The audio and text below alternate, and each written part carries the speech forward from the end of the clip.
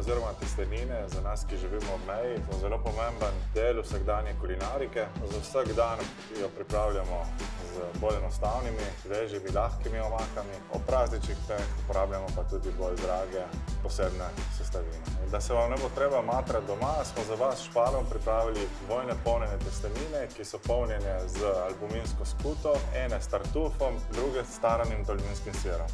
Ker so vse dobre stvari tri, sem v serijo dodal še koruzne njoke s praženim maslom in žajbljem. Vse tri testenine so polnega okusa, tako da jih lahko pripravimo z lahkimi omakami ali pa dopolnijo glavno jed kot priloga. Ko boste pripravljali polnjene raviole in njoke Špar Premium, se res držite časa, ki je napisan na embalaži. Testenine stresite v vrelo vodo in ko ta ponovno zavre, začnite odštevati čas. Tele raviole, ki so zdaj že kuhani, bomo še gratinirali.